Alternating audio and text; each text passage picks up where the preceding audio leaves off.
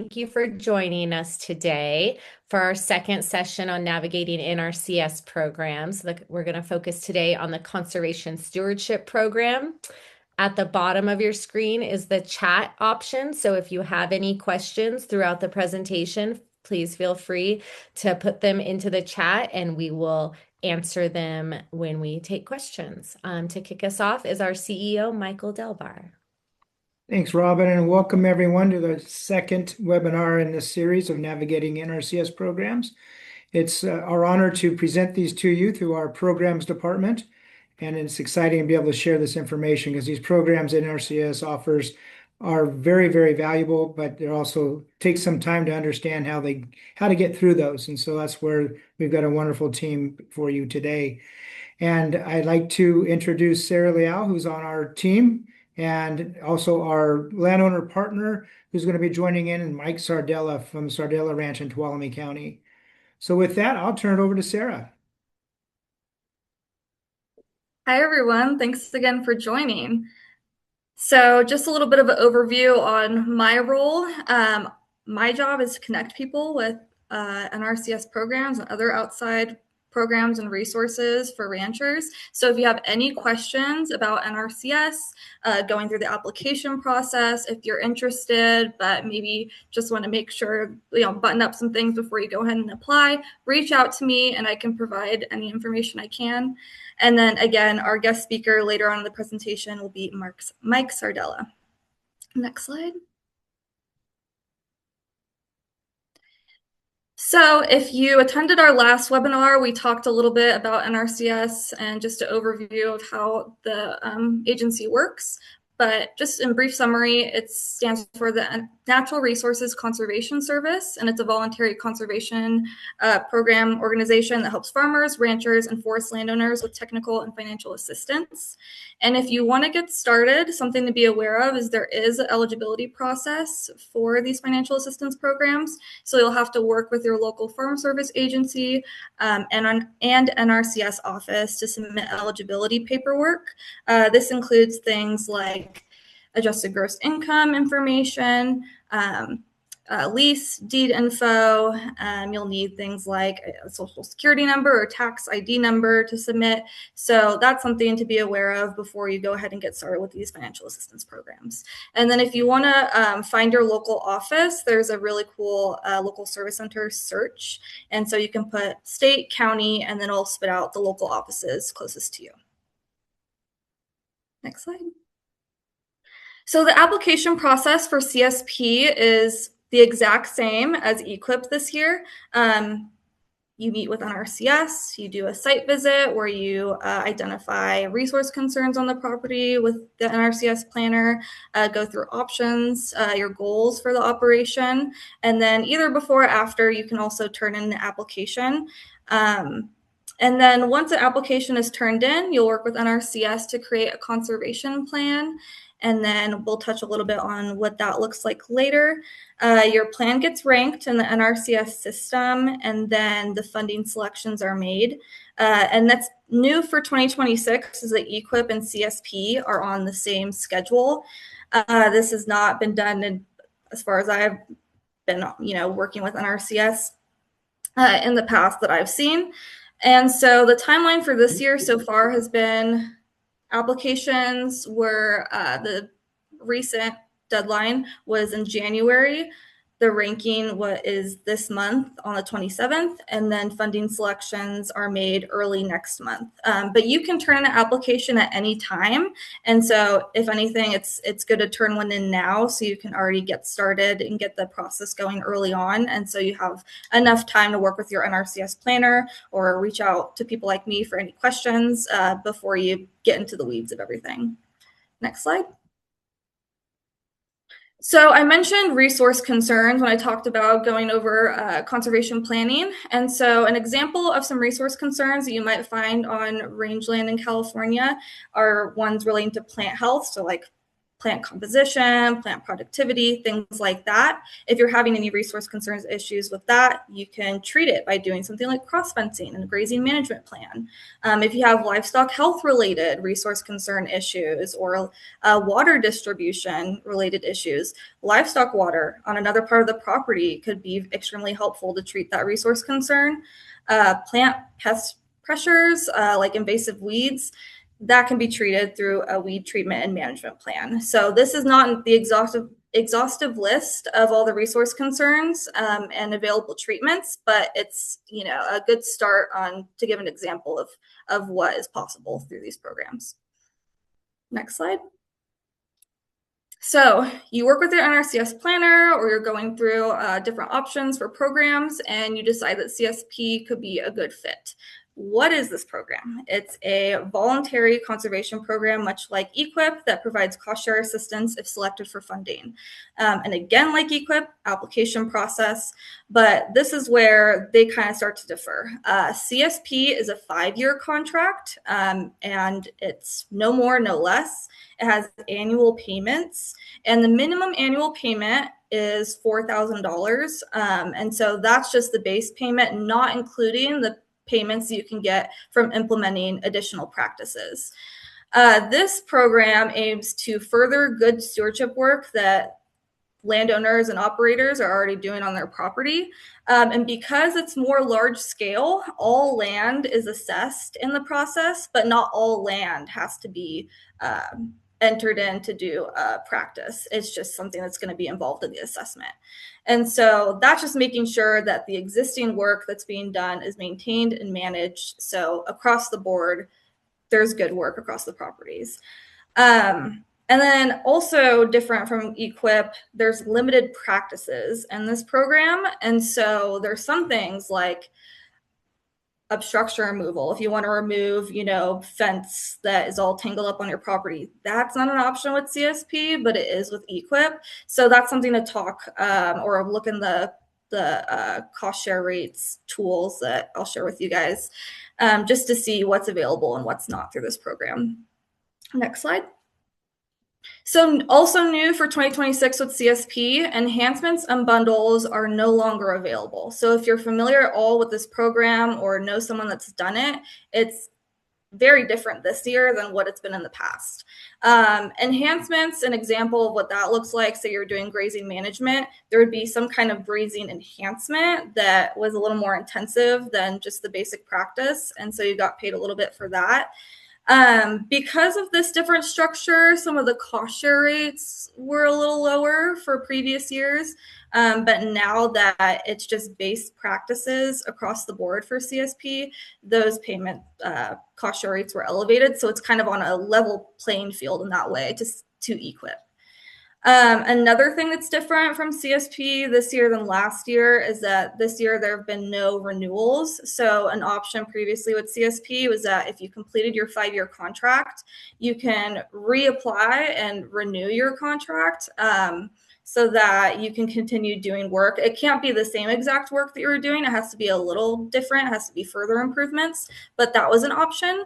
I'm going to, keep looking into this, and I'll let anyone know through maybe our newsletter or social medias if that's re-released this year. But I think since there were so many changes to CSP this year, they didn't do that this previous cycle.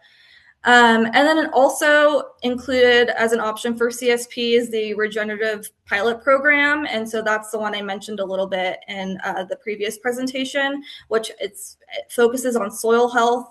You do soil testing the first and last year of the contract. There's a separate fund pool for this that has a lot of money. I assume it's going to be included in, funding for next year as well. So that's something to be aware of. Next slide. So here are some examples of relevant CSP activities for ranchers. This, again, not the complete list, but it kind of gets your mind thinking about what the possibilities are for your property. Brush management. That's one where if you have any, dead trees or any like dead brush that are a fire hazard or something, that can be controlled through brush management. Fence, cross fencing, that's a big one. Fuel breaks. Of course, across California, that's something that is needed in a lot of places. Grazing management, livestock pipeline, and all the additional pipeline and livestock water infrastructure along with that. You can do plantings, so there's pasture and hay plantings. You can do a rangeland planting. It depends on what the land use is on your property. And then spring development is another one that is a potential possibility. So there's a long list, and we can send the full list of eligible CSP activities after this webinar. Again, like EQIP and just all the programs in general, the practices or the activities are dependent on the resource concerns identified on your property. So if you don't have any resource concerns that can be treated with brush management, fence, etc., they're not going to apply it on the property because it's not necessary or deemed necessary through the standards.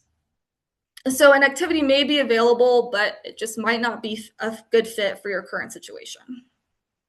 Next slide. So payments for CSP, like I mentioned, a little bit different this year. Cost share rates are available online. I can send you guys the link. CSP does not offer historically underserved rates, which is a big difference from EQIP. Historically underserved includes veterans, beginning farmers, socially disadvantaged groups, limited resource farmers and ranchers. And so the HU rates are significantly, like a good bit higher than the general rates. For example, for fence, the general rate is like $2.95 or something like that a foot this year. The HU rate is, I want to say, like $3.55 or something a foot. So if you align with any of those groups and you would like to get the higher payment rate, something to consider with CSP. But again, there is a minimum payment with CSP, so you could offset that with those minimum annual payments. The contract limit is $300,000 for individuals and entities through this program, which is up $100,000 from the previous years. And activities are reoccurring throughout the contract as applicable. So you can do multiple years of a certain practice if that's an option, like grazing management. Of course, you wouldn't do that with something like livestock pipeline because it's not necessary. Next slide. Here is a example of a payment estimate that follows the CSP payment structure. I just kind of threw some random things out there, but it's a good example of what's possible through this program and what the payments could look like. So I added fence, grazing management, range planting, escape ramp for wildlife and your livestock troughs, hedgerow for pollinators. Just threw that in there to give you an idea. When you're working with your NRCS planner, you're going to schedule it out. You have to be more precise with CSP than, say, EQIP. There's not as much flexibility with CSP as EQIP, so you have to be really aware of, like, am I going to be able to get this done this year? Because there's not as much flexibility. So you can put a little bit of fence in year 1, a little bit of fence in year 2. You can do the range planting 1 year. 1 year you can do the structures. And so that's something you'll plan out with your planner. And then, of course, you get the existing activity payment, which is that $4,000 a year, which comes out to be $20,000 over the lifetime of the contract. So yeah, I throw out just some random numbers, but it's a good example. And again, I'll share the cost list so you can kind of work the numbers out yourself if you're interested. Next slide. So the ranking process, again, is very similar to EQIP. I talked more about it in the previous presentation, but just kind of the basic information is that NRCS uses an application called CART, which is the Conservation Assessment Ranking Tool, where they submit information, answer questions based on the inventory and assessment data that they gather from the site visits. They collect client input and some other things in order to get the full picture to submit into the system. There are some factors that are considered in ranking, such as cost effectiveness, level of performance of the proposed work, magnitude of the environmental benefits, compliance with federal laws, etc. And so that's all taken into account with this ranking score. And so you're ranked against the people in the different fund pools. There's different fund pools that applications can be ranked in if eligible. So for example, like the RPP program, there's a fund pool for that, and you're going to be ranked against the people in that similar fund pool. There are local working groups that provide input to NRCS on what the regional priorities are. So if you think that there should be more money towards a certain fund pool or something like that, or higher priorities for certain practices, then that's something to bring up during these local working groups. They happen annually. I am not aware of any that have come out across the state this far, but we'll keep tabs on that so we can share that information as needed. And these local working groups, it's a collaboration between NRCS and the local resource conservation district, if you've ever worked with those agencies. And so it's a really good place to get your thoughts and feelings shared for the region. Next slide.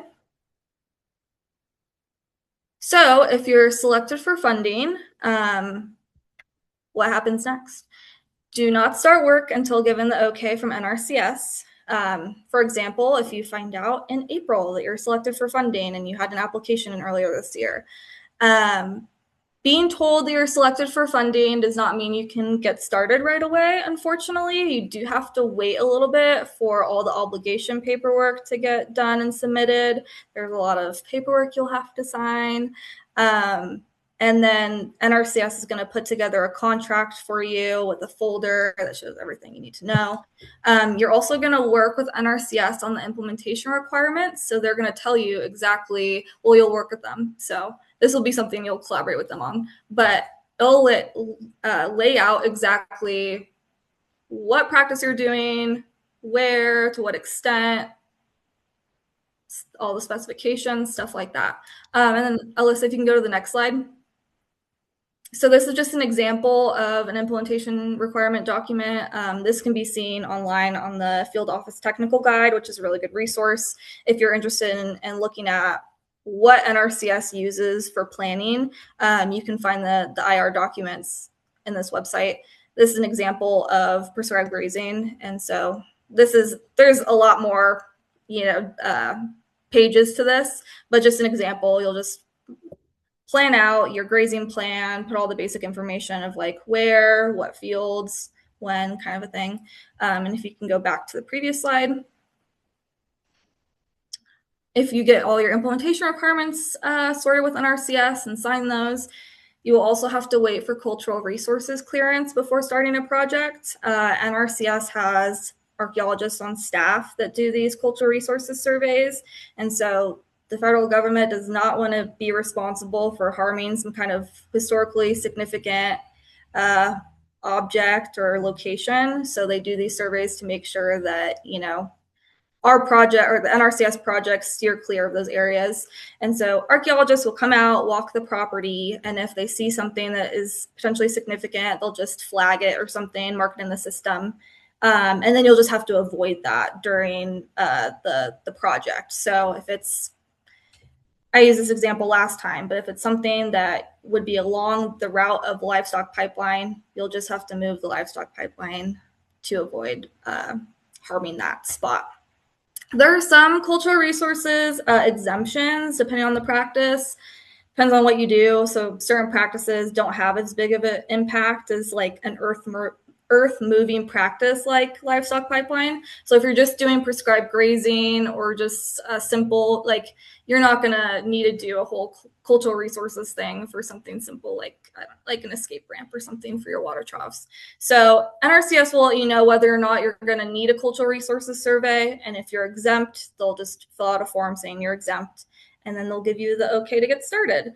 But again, for CSP, you have to follow the set schedule of operations. So if you are able to do things early with this contract, it's not advised. You should just do things according to how you planned it with your planner. Payments are reported as income for your taxes. So since the payments are done annually, you can either get them, I believe it's November when they usually get done. I assume it's going to be the same this year as it was last year. You can choose to get it done either like that year or January of the next year. So if you're concerned about how that gets reported on your taxes, you can choose which one works best for you. And then again, you complete the practice requirements annually. So just stick to that same schedule. And then you also have to do an annual report for CSP. So you're going to lay out all the work that you did. And CSP, it's important to emphasize that this is truly a program for the producer, and it helps the producer, organize and plan out operational goals. And it's really nice that annual reporting gets done, because you can just lay out all the things you did, what you plan to do next, stuff like that. So it's something that should be fun and really interesting for the producer, as well as financially helpful. And then practices must be beyond their lifespan to be done on the property again. So certain things like weed treatment, they only have a lifespan of like a year, because weeds, keep coming back. So that allows you to do multiple years of weed treatment. If it's something like fence, that's going to be a longer lifespan, because it's supposed to, withstand the test of time a lot longer. Next slide.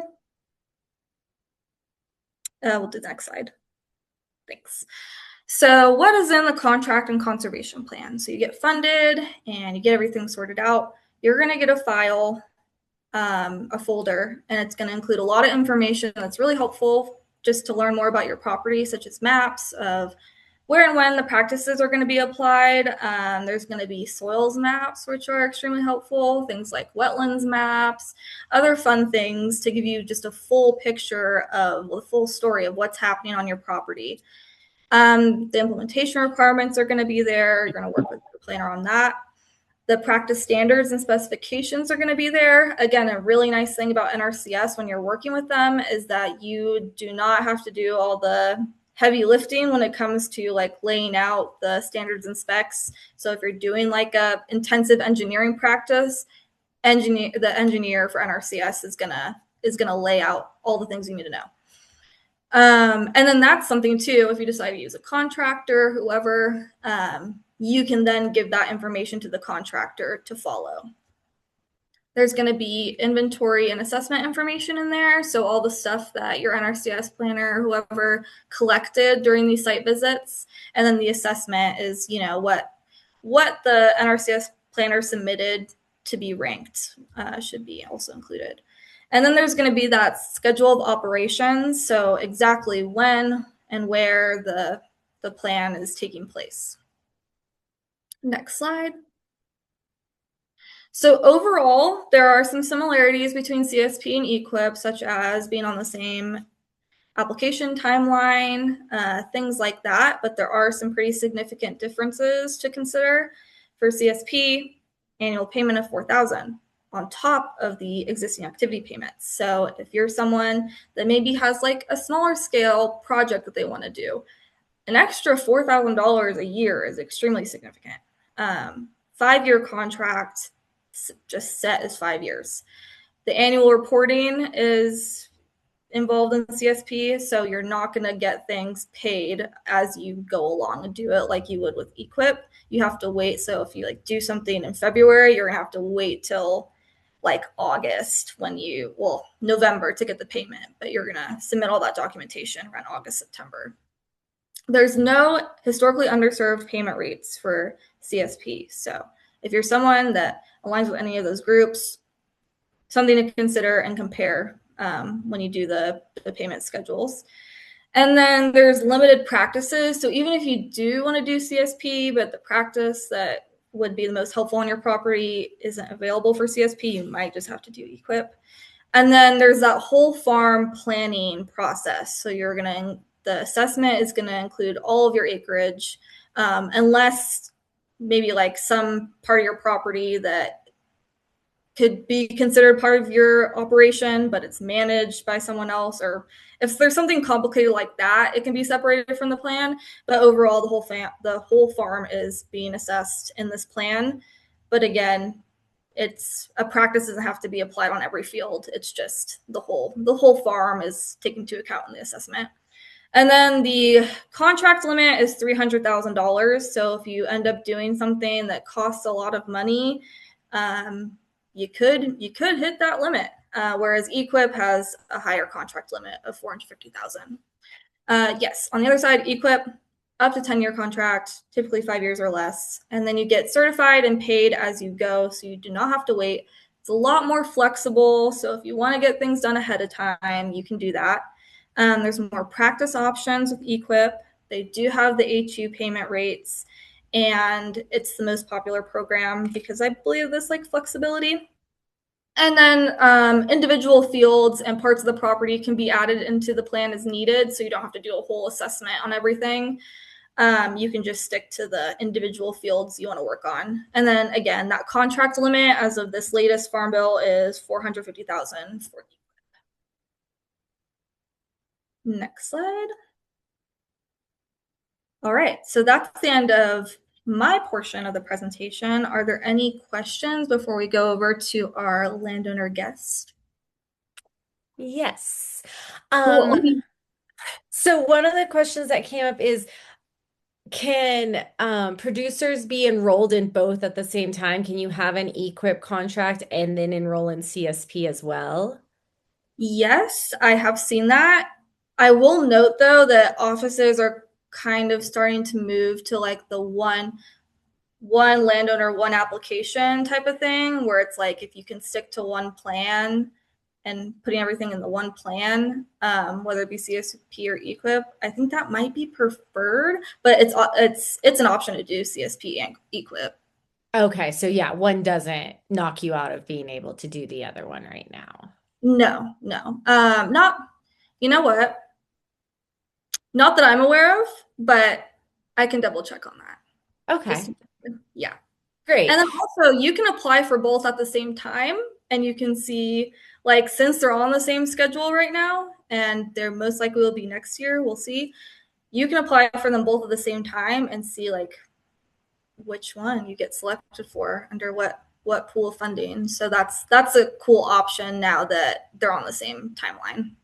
That is. And with that instance, then you would work with that local office to kind of figure out, or they're going to actually take your application, rank both of those, and then tell the producer which one they which one they were selected for. Yeah, that one, the later. Yeah. Okay. That's an option. Yeah. Okay.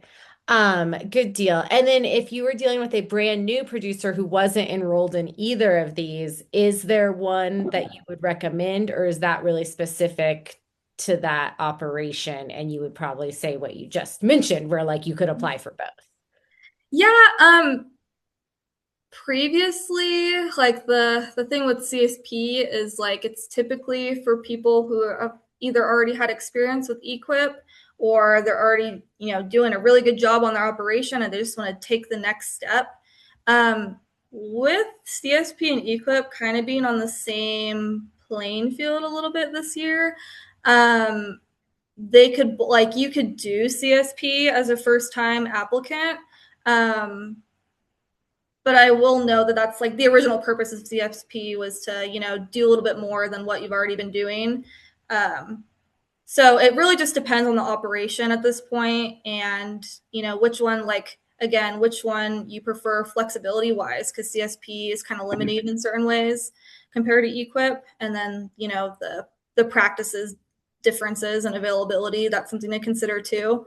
So, and that's part of the reason why I think EQIP has all the options, is because that's kind of supposed to be the starting point. And then you can follow up with CSP, but up to the producer, up to the NRCS planner, and what you all think is best. So Great. Okay, thank you. Well, I think that was all the questions for now. If you want to go ahead and introduce Mike. Yeah, so we have Mike Sardella here. If you want to go to the next slide, we have Sardella Ranch, him and his wife Julie, and they have a CSP. Correct me if I'm wrong. You currently have a CSP contract, or you have had one in the past.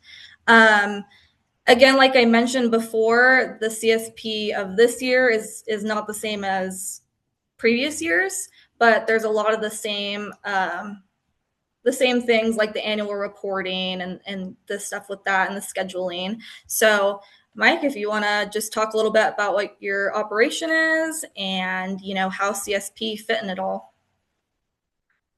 All right, great. Hello, everyone.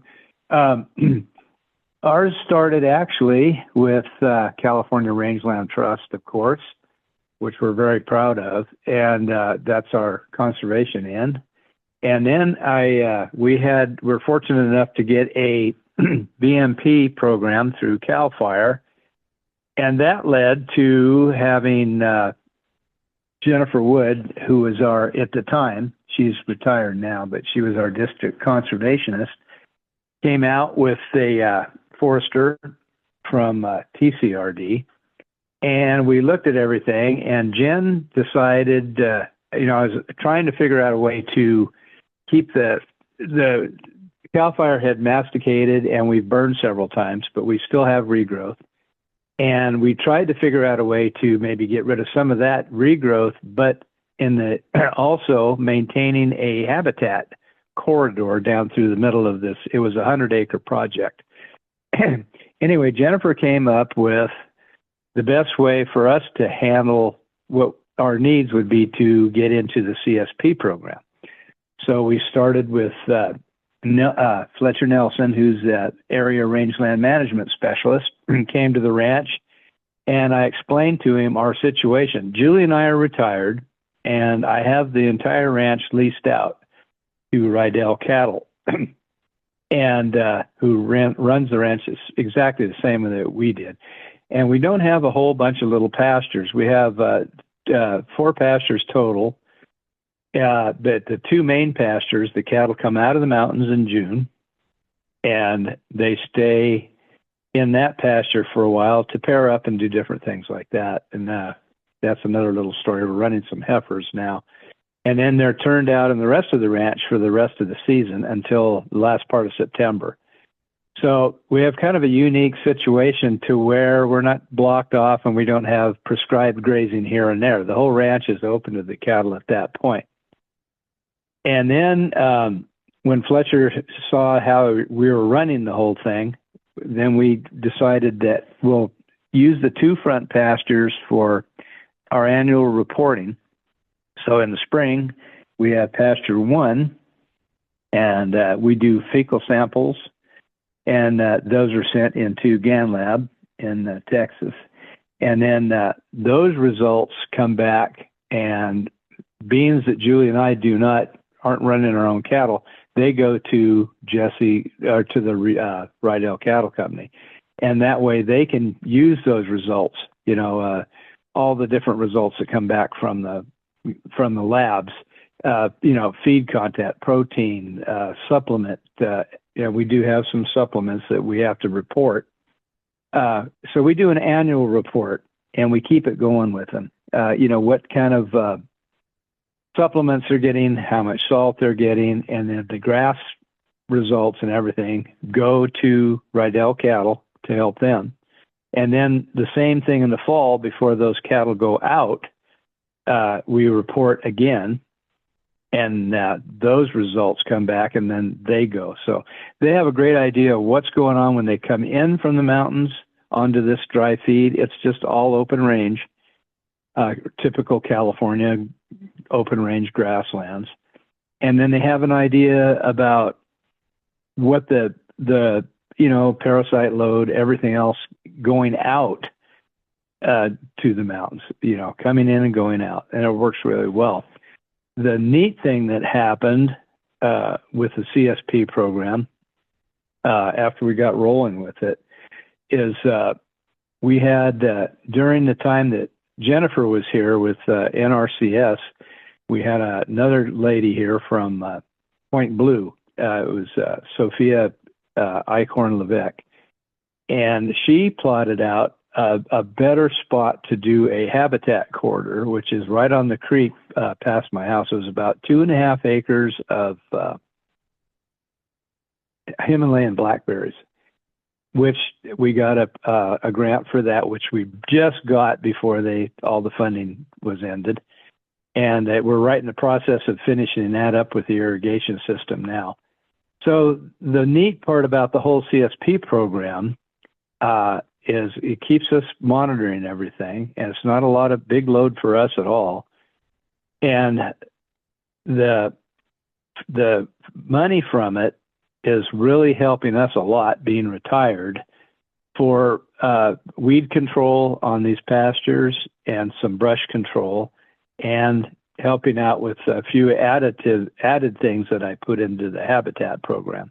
So we're very comfortable with the whole thing. And Fletcher, everybody, like I say, Jennifer has retired, but Fletcher is the rangeland management specialist. So we got it all figured out with him. He's real happy. We're very happy. But it's just a really neat program, especially for us, because we're not really active cattlemen right now. We're supposed to be retired. It doesn't quite work that way, but it's a really just that little extra cash really helps us a lot with controlling weeds and different things like that. So we're very happy with the whole thing. We've got a couple more years. I know things have changed in the CSP program as far as the monitoring and the cattle part of it, but for right now, it's been working really well for us. Really enjoy it. That's really great to hear. Yeah. Oh, go ahead. But I have to really say that the catalyst for the whole thing was CRT. So it's really opened up a lot of doors for us, and that's very important to mention. We appreciate that. Can you give us some insight? Have you guys had to do an annual report yet for your CSP contract? Oh, yeah. We've had this for a couple, 3 years now. Okay. And we do an annual report, and that when we maintain the grazing records throughout the year. We send in a photo of each pasture, which is only 2, on arrival and departure. And then the number in the herd, the amount of acres that we're using, the time in the pasture, and whatever supplements that we're putting out. And then the annual requirement also is the fecal samples. So when the cattle come in within 48 hours, we check them coming in and then submit those. And then in departure. So as a rule, in June, we go out and take the samples and mail them in. And in September, we take samples when the cattle come back. Typically, the annual expense for that is about $350 because you do have to mail it 2-day overnight to the labs, which is really nothing for, because it's covered under the annual payments. So it's a pretty simple thing for us, the way we have it set up. Fletcher did look at everything, and we decided how we were going to do it, and a pretty easy process. It's for us, it's not a big. I should say for Julie, she has to do most of the paperwork on everything, but it's pretty simple. And once you're established in it, you get it down. Taking the samples and the photographs and things like that are nothing. And like I say, then all the lab results are sent back as soon as they get them done, which is not very long at all. And then we send those lab reports to the cattlemen that are running the ranch. And that really helps them out with understanding what's going on, what the feed's doing. The only thing that changes with us is, of course, it's the year. If it's like a drought year or a bad feed year, what we do is, or my leasee does, is we expand or take away from the herd that's coming in, or you know what I'm saying, to manage it that way. And that's one of the things that Fletcher was interested in is, okay, so it's a bad feed year, we're not going to stock it like we did last year. And we have kind of changed from cow-calf operation to more of a first calf heifer operation. But no matter what way we go, everything's out of here in June and then back in the last part of September. So the ground is dormant as far as cattle. go. Yeah. And that gives me plenty of time to do, our burning if with CAL FIRE and weed management and this other little project we've got going. And that's where that little extra few bucks comes in real handy, especially if you're like us on a fixed income. So very good program. And I'm sorry if I missed this. What was the fecal samples? That's part of the CSP program that you're doing? Correct. Yeah, it's an annual requirement. So when the cattle come in, we get a fecal sample, and that goes to the GAN labs, and then we check it again. We have it when they first come in. It's in a holding pasture. We call it pasture 1. It's a large pasture, but we like to, no matter what comes in, we like them to settle before they go out to the rest of the ranch. So the spring or the fall sample will usually come from pasture 1, and then the spring sample before they go out will come from the second pasture. But it's all the same. It's just divided in half. Mm-hmm. And then we have to, like I say, we have to mail that into GAN lab, and then they mail back the results. The results go to the leasee, and then we do it again at the last part. We do it in June and we do it in September, and that's it's kind of a day out. We take the dogs and the side by side and the poop scoop, and out we go and take some pictures. So it's kind of it's a really nice program for us. Like I say, the most important thing for us is just that having that extra few dollars for spray and things like that. We did a lot of this habitat program through Point Blue really helped us a lot, because within that area we had we developed a spring, which it was all taken care of by them. Developed a spring. We put in a 1,000-gallon water tank, which will be used for the reservoir to gravity flow the water down to the projects that they planted. We planted 185 California native plants in this area after they took the berries out. But as you know, blackberries, especially Himalayans, come back very quickly. So some of the CSP funding will help me get rid of, spray some of that. And then the perimeter that's not in their area, we've been using it for noxious weeds just on on these pastures. So, and it works out really well.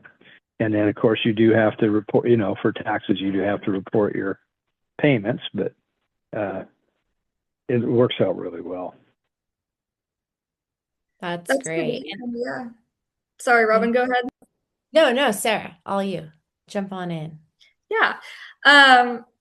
Really like that you brought up that you were working on outside programs along with CSP, because that was a question in the last presentation where, if that was an opportunity, if they paired well together. So it's good to hear that, you were able to do CSP along with work with Point Blue and all of that. So thanks for sharing. Mm-hmm. Yeah. It's great.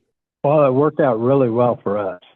And it's being retired now. I mean, if we were in the active cattle business, Julie and I were in the active cattle business, then the reporting from the fecal samples would be a great help, just to know what's going on out there. But I know they're collecting a lot of data for it, which helps California also in the foothill area.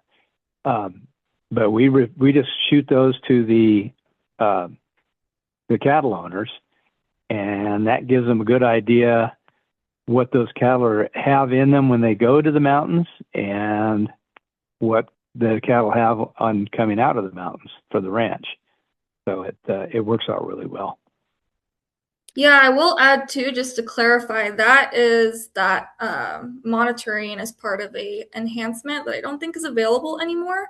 But if any of you are interested in doing those samples and sending them to Texas A&M, all of that, I have the information. So if you do end up doing CSP or something like that, and you get the extra $4,000 a year, and you want to spend that money doing something like that, that's totally an option. You're good to do whatever you want with that amount. So really cool information, like you mentioned, of information that you gather from the samples, like protein that they're getting, and other things that have to do with the feed. So yeah, thanks for sharing on Well, it that. really helps.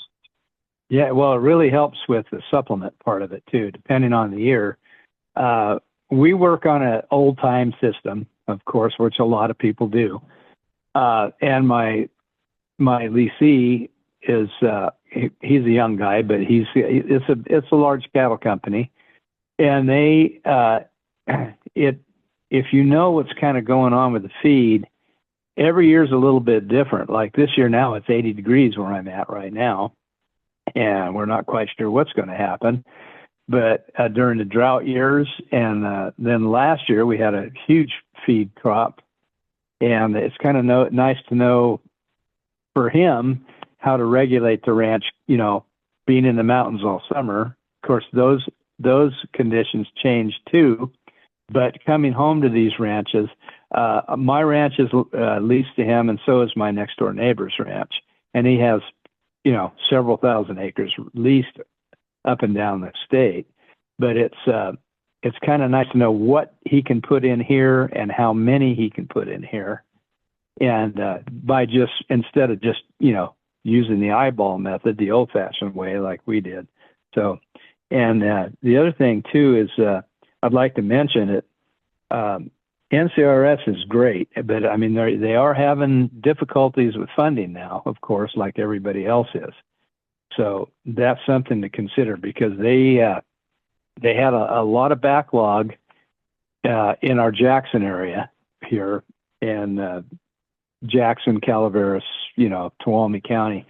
When Jennifer came on, she really did a lot of that cleanup work. She got kind of got a lot of that backlog stuff going again. But then we got a lot of things going, and then of course the funding dried up again, politically. So hopefully they'll keep things going the way they have been going. We just snuck in on the Point Blue project before people started getting laid off and everything. And now the NRCS, I am on the Tuolumne County Resource District Board, Conservation Board. And just looking at things as it comes down the line, that the funding for NRCS is tough. And hopefully they'll get some funding to keep going with all their projects, because it's a real boon to landowners, what landowners we have left, So I just like to mention that. Absolutely. Mike, looking at it with your experience now, is there anything that surprised you about the program, good or not so good, that you weren't expecting? It's just a great program. We didn't expect to get funding at all. And when Jennifer mentioned, we called Jennifer, we were talking to her back and forth on the phone when this first started. And she told us what we were going to receive over the 5-year program, program. Wow. I mean, for us, it was quite a bit. And of course, it's a yearly payment.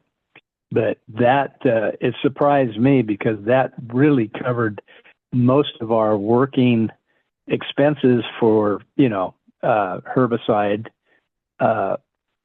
things like that, being able to, if you needed a new spray rig, to get a new little spray rig or whatever, that surprised me, that it was that great. We had GRP years ago, and this kind of replaced it. But it surprised me also that they had come out and looked at it and took the time to figure out what was the best fit for us, for our situation. I thought that was very impressive. So that was one of my big takeouts from that. But I'm finding out, like I say, thank God for CRT, because it really shows people that you are trying to be a good steward. And having this program, Conservation Stewardship Program, it means a lot to us that they're trying to keep that situation going and help fund that keep going, to keep people active and keep them going in the whole conservation thing. So that's very important. That's Absolutely. great.